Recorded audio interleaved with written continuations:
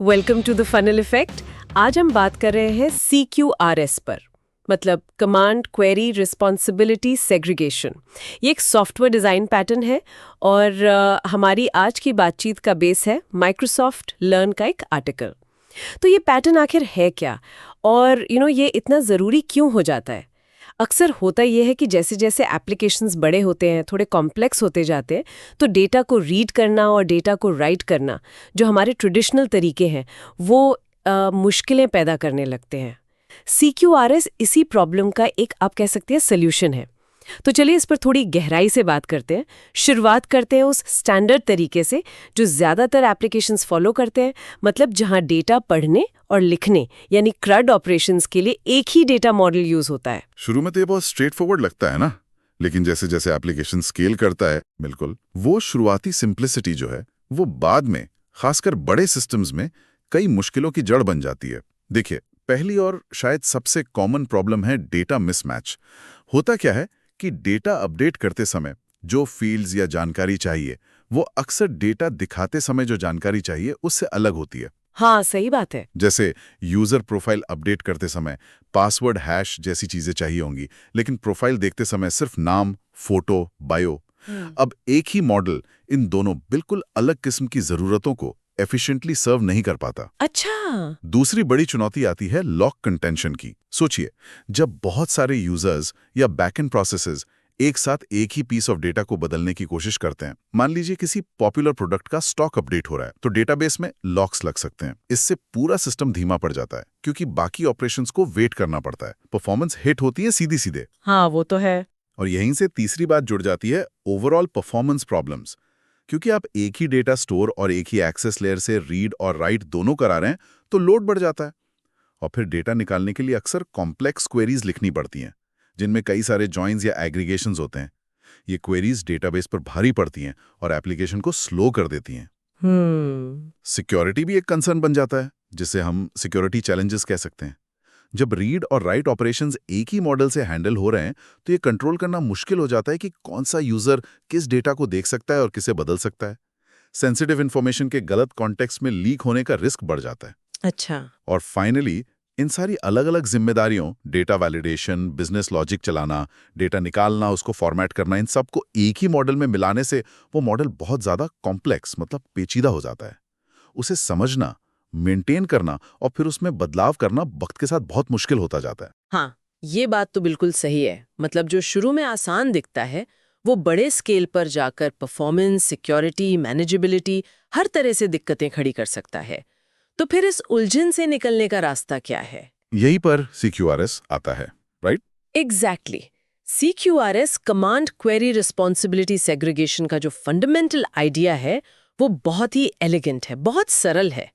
Data बदलने वाले operations, जिन्हें हम कमांड्स कहते हैं, उनको डेटा पढ़ने वाले ऑपरेशंस, जिन्हें हम क्वेरीज कहते हैं, उनसे बिल्कुल अलग कर दो। रिस्पॉन्सिबिलिटी को सेग्रीगेट कर दो। कमांड्स और क्वेरीज। चलिए पहले कमांड्स को थोड़ा और समझते हैं। इनका मतलब सिर्फ डेटा अपडेट करना हुआ? हाँ, कमांड्स का बेसिक काम सिस्टम की स्टेट को बदलना ही है। लेकिन एक बहुत जरूरी बात जो सोर्स में हाईलाइट की गई है, वो ये कि कमांड्स को सिर्फ लो लेवल डेटाबेस अपडेट्स की तरह नहीं देखना चाहिए, जैसे set field x2 value y, बल्कि उन्हें स्पेसिफिक बिजनेस टास्क या यूजर के इरादे, इंटेंट के तौर पर रिप्रेजेंट करना चाहिए, जैसे बुक होटल रूम कमांड या add product to cart command. अच्छा, मतलब एक्शन ओरिएंटेड। बिल्कुल, इससे बिजनेस लॉजिक ज्यादा मीनिंगफुल बनता है और सिस्टम का इंटेंट क्लियर होता है। और कमांड्स भरोसेमंद तरीके से काम करें, इसके लिए कुछ और चीजें भी जरूरी हो सकती हैं, जैसे क्लाइंट साइड वैलिडेशन, ताकि ऑब्वियस गलतियां सर्वर तक पहुंचे ही नहीं, यूजर को तुरंत फीडबैक मिले। हम्म। फिर सर्वर साइड वैलिडेशन और बिजनेस लॉजिक, जो एज केसेस जैसे रेस कंडीशंस, मान लीजिए दो लोग एक ही आखिरी सीट बुक करने की कोशिश कर रहे हैं, या कॉम्प्लेक्स बिजनेस रूल्स को हैंडल करें। और अक्सर एसिंक्रोनस प्रोसेसिंग, यानी कमांड्स को एक क्यू में डालकर प्रोसेस करना। इससे यूजर इंटरफेस रिस्पॉन्सिव रहता है और सिस्टम टेम्परेरी फेलियर्स को बेहतर हैंडल कर पाता है। ओके, तो कमांड्स का मतलब हुआ एक्शन लेना, सिस्टम को चेंज करना। और क्वेरीज, वो इस पूरे पिक्चर में कैसे अलग हैं? क्वेरीज का मकसद एकदम सीधा है, डेटा रिट्रीव करना। और सबसे महत्वपूर्ण बात, क्वेरीज कभी भी डेटा को बदलती नहीं है। उनमें कोई साइड इफेक्ट्स नहीं होते। वो सिर्फ डेटा ट्रांसफर ऑब्जेक्ट्स यानी डीटीओज रिटर्न करती हैं। ये वो डेटा स्ट्रक्चर्स हैं जिनमें यूआई या क्लाइंट को दिखाने के लिए बिल्कुल ज़रूरी जानकारी होती है, एकदम कस्टमाइज्ड। ठीक है। और क्वेरीज में कोई कॉम्प्लेक्स डोमेन लॉजिक नहीं होता, वो बस डेटा को लाती हैं और ज़रूरत के हिसाब से फॉर्मेट करके दे देती हैं। ये सेपरेशन रीड साइड को बहुत सिंपल और ऑप्टिमाइज्ड बना देता है। ये सुनने में तो काफी लॉजिकल लग रहा है, रीड अलग राइट अलग, पर इसे असल में इम्प्लीमेंट कैसे करते हैं? क्या इसका मतलब हमेशा ये होता है कि हमें दो अलग अलग डेटाबेसेस रखने पड़ेंगे? नहीं, हमेशा ज़रूरी नहीं है। सोर्स में दो मेन अप्रोचेस बताए गए हैं। पहला तरीका है separate models single data store. ये CQRS का एक तरह से फाउंडेशनल लेवल है। इसमें फिजिकल डेटाबेस तो एक ही रहता है, लेकिन आपके एप्लीकेशन कोड के अंदर रीड लॉजिक और राइट लॉजिक के लिए अलग-अलग मॉडल्स होते हैं। अच्छा, लॉजिक लेवल पर सेपरेशन। हाँ, राइट मॉडल जो है वो डेटा अपडेट्स हैंडल करता है। इसमें वैलिडेशन लॉजिक, बिजनेस रूल्स होते हैं और इसका मेन काम डेटा कंसिस्टेंसी बनाए रखना है। और जो रीड मॉडल है वो क्वेरी सर्व करता है। ये प्रेजेंटेशन लेयर के लिए ऑप्टिमाइज्ड डीटीओज जनरेट करता है और इसमें कोई डोमेन लॉजिक नहीं होता। इसका फोकस सिर्फ एफिशिएंट डेटा रिट्रीवल पर होता है। ठीक है, इसके फायदे क्या हैं फिर? इसका फायदा है कि कोड क्लीन रहता है, कंसर्न सेपरेट हो जाते हैं और आप रीड और राइट पाथ्स को इंडिपेंडेंटली ऑप्टिमाइज कर सकते हो कुछ हद तक। एक चैलेंज ये हो सकता है कि जो object relational mapping ORM tools होते हैं, जो डेटाबेस टेबल्स को कोड ऑब्जेक्ट से मैप करते हैं, वो शायद सीधे-सीधे काम ना करें, क्योंकि रीड मॉडल्स अक्सर डेटाबेस स्कीमा से 1-to-1 मैप नहीं होते, तो थोड़ा कस्टम कोड लिखना पड़ सकता है। ओके, समझ गई। तो ये पहला लेवल हुआ लॉजिक अलग, डेटाबेस एक। दूसरा तरीका क्या है? दूसरा तरीका है separate models different data stores. ये CQRS का ज़्यादा एडवांस्ड इम्प्लीमेंटेशन है। इसमें हम वाकई रीड ऑपरेशंस के लिए और राइट ऑपरेशंस के लिए अलग-अलग फिजिकल डेटा स्टोर्स का इस्तेमाल करते हैं। अच्छा, फिजिकली अलग डेटाबेस। हाँ, इसके फायदे काफ़ी ज़बरदस्त हो सकते हैं। पहला, आप रीड और राइट मॉडल्स को उनकी स्पेसिफिक ज़रूरतों के हिसाब से इंडिपेंडेंटली स्केल कर सकते हैं। सोचिए, अगर आपके एप्लीकेशन पर रीड्स बहुत ज़्यादा हैं, जैसे किसी ई-कॉमर्स साइट पर लोग प्रोडक्ट्स ब्राउज कर रहे हैं और राइट्स कम हैं, जैसे ऑर्डर प्लेसमेंट, तो आप रीड डेटाबेस को बहुत पावरफुल बना सकते हैं, ज़्यादा रेप्लिकास दे सकते हैं। हाँ, ये तो बड़ा फायदा है। बिल्कुल। और आप अलग-अलग डेटा स्टोरेज टेक्नोलॉजीज भी चुन सकते हैं। हो सकता है राइट के लिए आपको एक रोबस्ट रिलेशनल डेटाबेस चाहिए हो और रीड के लिए एक super fast read optimized no SQL database या डॉक्यूमेंट स्टोर जो डीटीओ स्टोर करने के लिए परफेक्ट हो। ये तो काफी फ्लेक्सिबिलिटी देता है, स्केलिंग और टेक्नोलॉजी चॉइस दोनों मामलों में। लेकिन अगर डेटा स्टोर्स ही अलग है, तो फिर डेटा सिंक में कैसे रहता है? मतलब राइट डेटाबेस में जो चेंज हुआ वो रीड डेटाबेस तक कैसे पहुंचता है? हाँ, ये इस अप्रोच की सबसे बड़ी चुनौती है, डेटा सिंक्रोनाइजेशन। जो आम तरीका है वो है इवेंट ड्रिवन आर्किटेक्चर का इस्तेमाल करना। जब राइट मॉडल अपने डेटाबेस में कोई बदलाव करता है, जैसे एक ऑर्डर प्लेस हुआ, तो वो एक इवेंट पब्लिश करता है। मान लीजिए order placed event. Okay. Read model इस इवेंट को सुनता है, सब्सक्राइब करता है और उस जानकारी का इस्तेमाल करके अपने डेटा स्टोर को अपडेट करता है। इसमें इवेंचुअल कंसिस्टेंसी का कॉन्सेप्ट आता है। मतलब राइट और रीड डेटाबेस के बीच डेटा सिंक होने में थोड़ी देर हो सकती है। ऐसा नहीं है कि चेंज होते ही तुरंत रीड डेटाबेस अपडेट हो जाएगा। ये कुछ मिलीसेकेंड्स या शायद सेकंड्स की देरी हो सकती है। इस डिले को मैनेज करना एक बड़ा डिजाइन चैलेंज है। हाँ, ये इवेंचुअल कंसिस्टेंसी वाली बात ध्यान रखने वाली है। बिल्कुल। और रीड डेटा स्टोर का स्कीमा भी रीड क्वेरीज के लिए हाईली ऑप्टिमाइज्ड हो सकता है। जैसे उसमें पहले से कैलकुलेटेड मटीरियलाइज्ड व्यूज स्टोर किए जा सकते हैं ताकि रन टाइम पर कॉम्प्लेक्स जॉइंस करने की जरूरत ना पड़े। रीड परफॉर्मेंस बढ़ाने के लिए रीड ओनली रेप्लिकास डिप्लॉय करना भी बहुत कॉमन है। समझ गए। तो मतलब फ्लेक्सिबिलिटी तो बढ़ती है, पर साथ में कॉम्प्लेक्सिटी भी आती है, खासकर ये डेटा सिंक और इवेंचुअल कंसिस्टेंसी को लेकर। ट्रेड ऑफ्स तो हैं ही। तो इतनी सब मेहनत का असल फायदा क्या है? CQRS अपनाने के कोर बेनिफिट्स क्या बताए गए हैं? सोर्स से कई की बेनिफिट्स गिनाता है। पहला और शायद सबसे बड़ा फायदा है इंडिपेंडेंट स्केलिंग। रीड और राइट वर्कलोड अक्सर बहुत अलग होते हैं। CQRS उन्हें अलग अलग स्केल करने देता है। रीड ज्यादा हैं, रीड रेप्लिकास बढ़ा दो। राइट ज्यादा हैं या कॉम्प्लेक्स हैं, राइट मॉडल के रिसोर्सेज बढ़ाओ। ये बहुत फ्लेक्सिबल है। हाँ, ये तो है। दूसरा, optimized data schemas. Read side के लिए आप क्वेरीज के हिसाब से डीनॉर्मलाइज्ड व्यूज बना सकते हैं, जो डेटा रिट्रीवल को बहुत फास्ट बनाते हैं। जबकि राइट साइड के लिए आप कंसिस्टेंसी और अपडेट्स के लिए नॉर्मलाइज्ड स्कीमा रख सकते हैं, मतलब बेस्ट ऑफ बोथ वर्ल्ड्स। ठीक है। तीसरा, सिक्योरिटी। कंसर्न्स सेपरेट होने से सिक्योरिटी बेहतर मैनेज होती है। आप ज्यादा ग्रैन्युलर लेवल पर कंट्रोल कर सकते हैं कि कौन से ऑपरेशंस डेटा को मॉडिफाई यानी राइट कर सकते हैं। इससे एक्सीडेंटल डेटा करप्शन का रिस्क कम होता है। चौथा, सेपरेशन ऑफ कंसर्न्स। ये एक फंडामेंटल सॉफ्टवेयर डिजाइन प्रिंसिपल है। रीड और राइट की जिम्मेदारियां अलग होने से कोड ज्यादा क्लीन, मेंटेनेबल और टेस्टेबल बनता है। Read side complex business logic handle करता है, रीड साइड सिंपल रहता है। और पांचवा, सिंपलर क्वेरीज। क्योंकि रीड डेटाबेस में प्री कंप्यूटेड मटेरियलाइज्ड व्यूज हो सकते हैं, तो एप्लीकेशन लेयर की क्वेरीज बहुत सिंपल हो जाती हैं। कॉम्प्लेक्स जॉइंस और एग्रीगेशन से बचा जा सकता है, जिससे परफॉर्मेंस सुधरती है और कोड भी सरल रहता है। फायदे तो काफी कन्विंसिंग लग रहे हैं, खासकर कॉम्प्लेक्स सिस्टम्स के लिए। लेकिन क्या इसमें कुछ कमियां या चुनौतियां भी हैं जिन पर ध्यान देना जरूरी है? हाँ बिल्कुल, कोई भी पैटर्न सिल्वर बुलेट तो नहीं होता। CQRS के साथ भी कुछ चैलेंजेस हैं। पहला तो है इंक्रीज कॉम्प्लेक्सिटी। CQRS का बेसिक आइडिया भली सिंपल है, लेकिन इसे इंप्लीमेंट करने से ओवरऑल सिस्टम डिजाइन में कॉम्प्लेक्सिटी बढ़ सकती है, खासकर अगर आप इसे इवेंट सोर्सिंग, जिस पर हम अभी बात करेंगे, के साथ इस्तेमाल करते हैं। आपको 2 मॉडल्स मैनेज करने हैं, उनके बीच सिंक्रोनाइजेशन हैंडल करना है, तो थोड़ा एक्स्ट्रा काम तो है। सही है। दूसरा, मैसेजिंग चैलेंजेस। अगर आप सेपरेट डेटा स्टोर्स वाला अप्रोच लेते हैं, तो कमांड्स प्रोसेस करने और इवेंट्स पब्लिश करने के लिए अक्सर मैसेजिंग सिस्टम्स जैसे RabbitMQ या Kafka का इस्तेमाल होता है। अब मैसेजिंग अपने साथ reliability, message duplication, failure handling जैसी चुनौतियां लाता है। सोर्स में प्रायोरिटी क्यूज का भी जिक्र है, ताकि हाई प्रायोरिटी कमांड्स पहले प्रोसेस हो सकें। ये सब मैनेज करना पड़ता है। ओके। और तीसरा, जो हमने पहले भी टच किया, इवेंचुअल कंसिस्टेंसी। ये शायद सबसे बड़ा कॉन्सेप्चुअल चैलेंज है, खासकर सेपरेट स्टोर्स के साथ। राइट, डेटाबेस में चेंज होने और रीड डेटाबेस में दिखने के बीच वो जो डिले होता है, उसका मतलब है कि यूजर को कभी-कभी थोड़ा पुराना स्टिल डेटा दिख सकता है। हाँ, तो इसका असर यूजर एक्सपीरियंस पर भी पड़ सकता है। बिल्कुल। अब सवाल ये उठता है कि इस डिले को कैसे मिनिमाइज करें और यूजर एक्सपीरियंस पर इसका क्या असर होगा। इसे हैंडल करने के लिए केयरफुल डिजाइन जरूरी है। सोचिए, यूजर को स्टॉक में दिख रही चीज चेकआउट करते वक्त पता चले कि वो जस्ट अभी बिकी है, क्योंकि रीड डेटाबेस अपडेट नहीं हुआ था। ये फ्रस्ट्रेशन पैदा कर सकता है। इन सिनेरियोज को डिटेक्ट और हैंडल करना पड़ता है। हाँ, ये इवेंचुअल कंसिस्टेंसी वाला पॉइंट वाकई सोचने वाला है।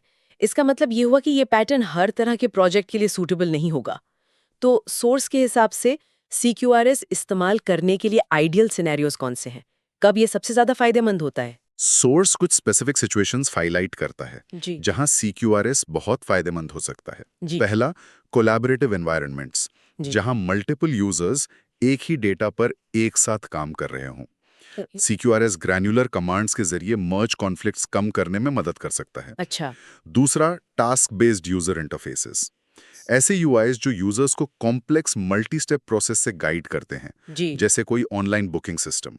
यहाँ right model business logic handle करता है और रीड मॉडल UI के लिए सिंपल डेटा देता है। ये सेपरेशन काफी काम आता है। तीसरा, हाई परफॉर्मेंस नीड्स, जब रीड परफॉर्मेंस को राइट परफॉर्मेंस से बिल्कुल अलग फाइन ट्यून करने की जरूरत हो, जी। खासतौर पर उन केसेस में जहां रीड्स की फ्रीक्वेंसी राइट्स से कहीं ज्यादा हो। रीड मॉडल को इंडिपेंडेंटली स्केल किया जा सकता है। ओके। चौथा, टीम स्ट्रक्चर, अगर डेवलपमेंट टीम्स अलग अलग फोकस कर सकें।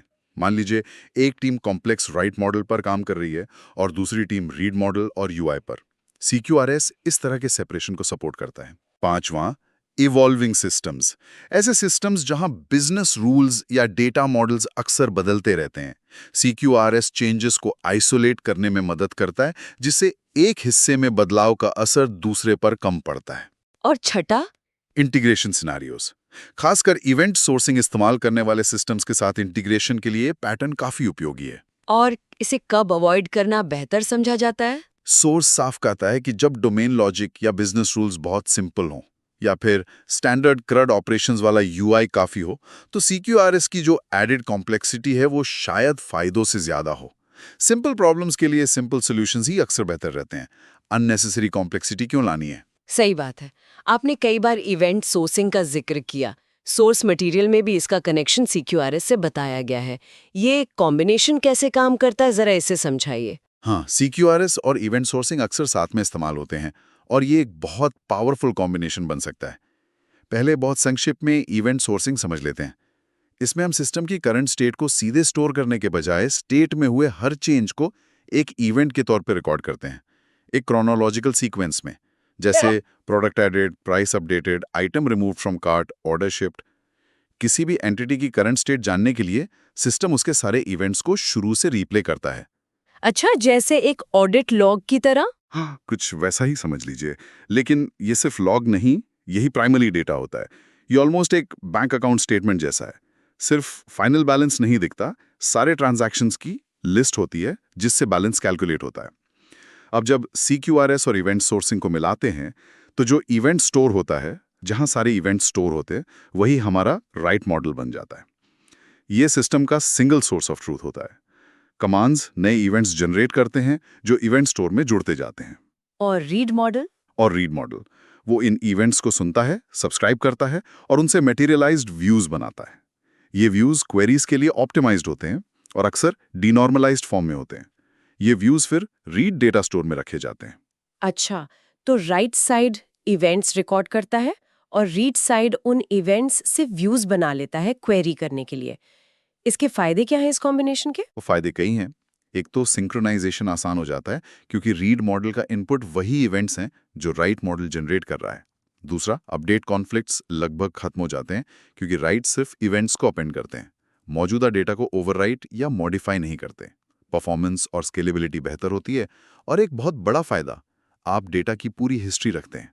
आप किसी भी पॉइंट इन टाइम पर सिस्टम की स्टेट को रिकंस्ट्रक्ट कर सकते हैं। हाँ, ये हिस्ट्री वाली बात तो इंटरेस्टिंग है। बिल्कुल। और अगर आपको रीड मॉडल का स्ट्रक्चर बदलना है तो आप हिस्टोरिकल इवेंट्स से नए व्यूज आसानी से रीजनरेट कर सकते हैं बिना किसी डेटा माइग्रेशन के झंझट के। लेकिन चुनौतियां भी होंगी इसमें। हाँ, चुनौतियां भी हैं।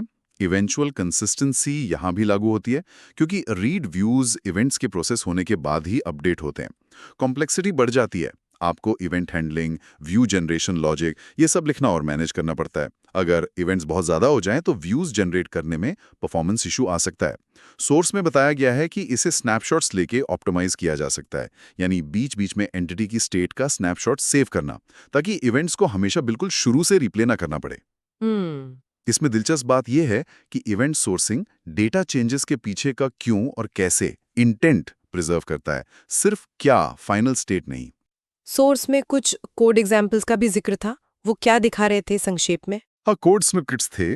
वो मुख्य रूप से रीड और राइट साइड्स के सेपरेशन को इलस्ट्रेट करने के लिए थे। जैसे रीड मॉडल के लिए एक प्रोडक्ट्स डाउ इंटरफेस या प्रोडक्ट डिस्प्ले क्लास का उदाहरण था, जिसमें सिर्फ डिस्प्ले के लिए जरूरी फील्ड्स थे, कोई बिजनेस लॉजिक नहीं। ओके। कमांड के लिए एक रेट प्रोडक्ट क्लास थी जो एक स्पेसिफिक एक्शन रेट करना और उसके साथ जो डेटा चाहिए, प्रोडक्ट आईडी रेटिंग, उसको एनकैप्सुलेट करती थी। और फिर एक command handler, products command handler दिखाया गया था जो इस कमांड को लेता था और फिर बिजनेस लॉजिक एग्जीक्यूट करके डेटाबेस अपडेट करता था। ये बस बेसिक स्ट्रक्चर दिखाते हैं कि कोड लेवल पर ये सेपरेशन कैसे दिख सकता है। क्या सोर्स में किसी और रिलेटेड कॉन्सेप्ट्स का भी जिक्र था जिनका हमें पता होना चाहिए? हाँ, बहुत संक्षेप में डेटा पार्टीशनिंग, इवेंट सोर्सिंग जिस पर हमने अभी बात की, और मटेरियलाइज्ड व्यू पैटर्न का उल्लेख था। मटेरियलाइज्ड व्यू पैटर्न का CQRS से सीधा ताल्लुक है, खासकर रीड साइड पर। ये प्री कैलकुलेटेड व्यूज होते हैं जो रीड क्वेरीज को फास्ट बनाते हैं, और CQRS का रीड मॉडल अक्सर इन्हीं मटेरियलाइज्ड व्यूज को सर्व करता है या फिर उन्हें जनरेट करता है। ठीक है, तो कुल मिलाके CQRS जो है वो कॉम्प्लेक्स एप्लीकेशंस में डेटा हैंडलिंग को मैनेज करने का एक सोफिस्टिकेटेड तरीका ऑफर करता है। रीड्स और राइट्स को अलग करके बेहतर परफॉर्मेंस, स्केलेबिलिटी और मेंटेनेबिलिटी मिल सकती है। हालांकि इसके साथ अपनी चुनौतियां भी हैं, जैसे कि बढ़ी हुई कॉम्प्लेक्सिटी और इवेंचुअल कंसिस्टेंसी। तो इसका निचोड़ शायद यही है कि ये कोई one size fits all solution नहीं है, और इसे अपनाना है या नहीं ये एप्लीकेशन की स्पेसिफिक ज़रूरतों, उसकी कॉम्प्लेक्सिटी और शायद टीम की मैच्योरिटी पर भी डिपेंड करता है। बिल्कुल सही कहा आपने। और एक आखिरी विचार जो शायद सोचने लायक है, CQRS हमें डेटा को सिर्फ एक स्टैटिक चीज की तरह देखने के बजाय, जिसे बस स्टोर और रिट्रीव करना है, हमें उसे सिस्टम में बहने वाले एक्शंस, कमांड्स और इंफॉर्मेशन नीड्स, क्वेरीज के फ्लो की तरह देखने को एनकरेज करता है। ये जो सेपरेशन है, ये सिर्फ बैकएंड आर्किटेक्चर तक ही सीमित नहीं रहता। ये सोचना दिलचस्प है कि ये सेपरेशन यूजर इंटरफेस डिजाइन और ओवरऑल यूजर एक्सपीरियंस को कैसे शेप कर सकता है। क्या यूआई भी कमांड्स और क्वेरीज के सेपरेशन को रिफ्लेक्ट कर सकता है, जिससे वो शायद ज्यादा इंट्यूटिव और टास्क फोकस्ड बने? ये एक ओपन क्वेश्चन है।